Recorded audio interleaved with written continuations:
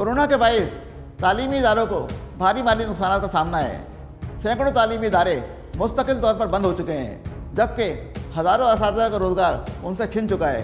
आइए इस हवाले से रिपोर्ट देखते हैं।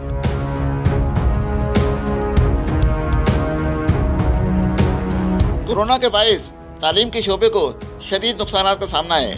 साल 2020 में तालीमी इदारों में सिर्फ 65 दिन क्लासें हुई। तालीमी इदारे बंद होने से एक जानिब तलबा का तालीमी नुकसान हुआ, तो दूसरी जानिब स्कूल मालकान और असातिज़ा पर भी साल 2020 बहुत भारी साबित हुआ। माली मुश्किलात के बायस सैकड़ों स्कूल मुस्तकिल तौर पर बंद कर दिए गए, जिसके नतीजे में हज़ारों असातिज़ा बेरोज़गार हो गए। स्कूल मालकान का कहना है कि कोरोना ने इनको माशी तौर पर बदहाल करके रख दिया है। स्कूलों की तवील बंदिश के दौरान 30% से ज़ायद बच्चों के वालिदैन ने फीसें जमा नहीं कराई। स्कूल की इमारतें किराए पर हासिल की गई थीं, जिनके किराए 50,000 से 5 लाख रुपए तक थे। कराची में कम से कम 500 स्कूलों को खसारे के बायस मुस्तकिल तौर पर बंद किया जा चुका है।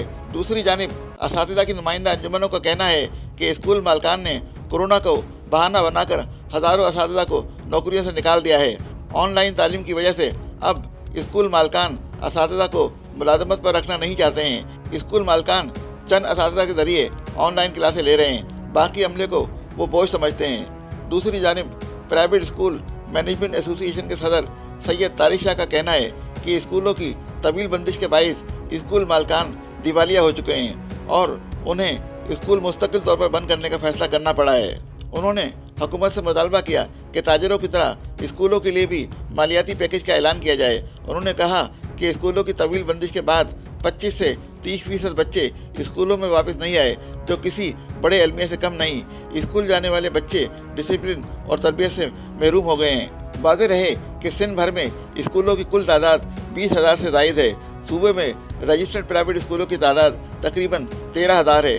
सिर्फ कराची में 8,000 रजिस्टर्ड प्राइवेट स्कूल हैं, जबकि सूबे में असातिज़ा की कुल तादाद 3 लाख से ज़ायद है।